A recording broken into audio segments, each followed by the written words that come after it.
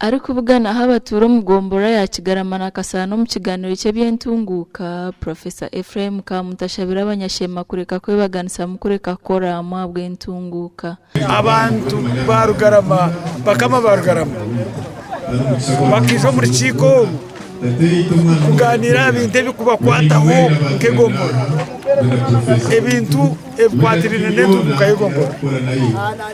rero batero mfuba bareba iturigire kandi cyansemeze kureba iturigire kugarama kaguri yo muruka hatine gombora ubine no shanga bachembe naba bona bari abagize ba professor oshanga ndio ni bakansa yo abebembezi nibashaba baturo kwatanisa bakakora hamwe nimpura ngo hariho ibintu bikwenda kuongeraho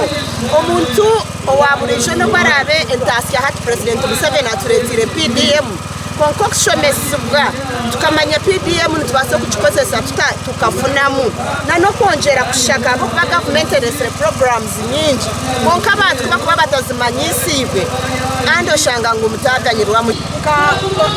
mwe ahanyoge president Museveni ariyo nageza gukora making sure ngo itase y'abantu maka yagira hiyo eshonge cyo kunije nyine natangire kugamba mu bantu mwe ubwo kushima kwa baba bwingi to kabebembezi twakwatara hutabantu oganira nkoku kutebekanisibwe kwetorora amagombora gona go muri Shema South umugande Professor Ephraim Kamutona bugina bazira Kasana Secondary School mu tebekanisa zo kombe kishomerere kaza hamtindo education to your life right now here and now nyenda ngumboreke bana mwe teine kindi kino munsomu ekiri more important to you than your education. I want to confirm to you that this was not air. Already things have started coming.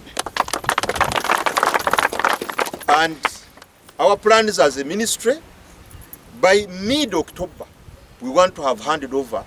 this school, the site to the contractors to begin work, and it will take 10 months. abari kwebembera ishomere nibagera ngo tuyembara bo kugumirwa kwinji abwo kubure bikoreso. And I'm happy to say where is over twafuna update yo kurwa wa commissioner mwe 2015 yo kwikumi nsakhanding over in the site. Icya kabiri nyina kusima abashomesa abazire erishome tukatanuka twine abana tawuna mukanga konkato myaka ena twasabana bishatu so mwe turabo mu bizo byinji konkante teka ngo kutaya kwa kamishana namasuka gyatuhereza kugira ngo sudisikoneza kutandikisha hayona tujya kwa twabirabamo ndi Anita Tukunda.